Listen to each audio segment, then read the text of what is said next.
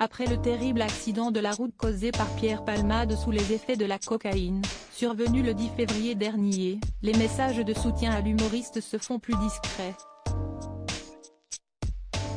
Si Muriel Robin et sa compagne Anne Lenné ne sont venus le voir à l'hôpital immédiatement après l'accident, alors que son pronostic vital était engagé et que les résultats d'analyse toxicologique n'étaient pas encore tombés, l'humoriste en voudrait désormais terriblement à son ami.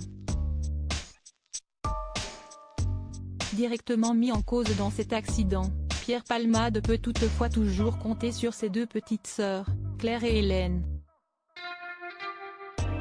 C'est d'ailleurs cette dernière qui a pris la parole pour exprimer les premières émotions de Pierre Palmade après l'accident. Aussi vain que cela puisse paraître, Pierre leur demande pardon, a-t-elle expliqué dans un communiqué.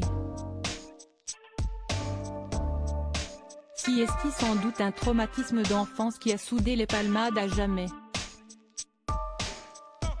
La famille vivait à Bordeaux quand le père, un obstétricien qui avait de l'admiration et de l'amour pour tous ses enfants, est décédé dans un tragique accident de voiture. Pierre n'avait alors que 8 ans.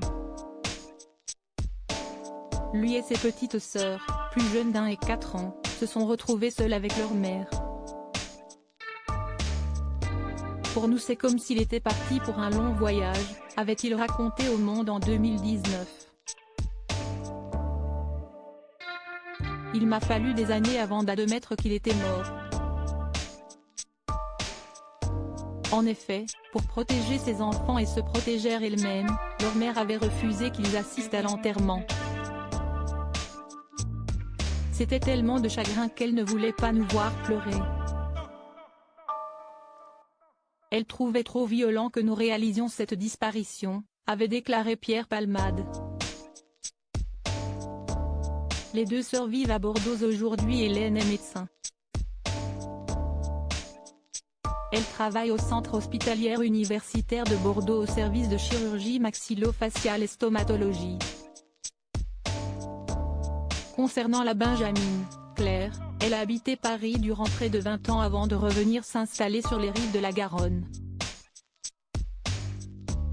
Cette artiste peintre plasticienne partage sa vie avec Johan, un photographe et réalisateur. Il est notamment le co-auteur du scénario d'Orange Sanguine, un film présenté à Cannes en 2021, hors compétition. Article écrit en collaboration avec 6 Médias Crédit Photo, Bertrand Rindoff Petrov.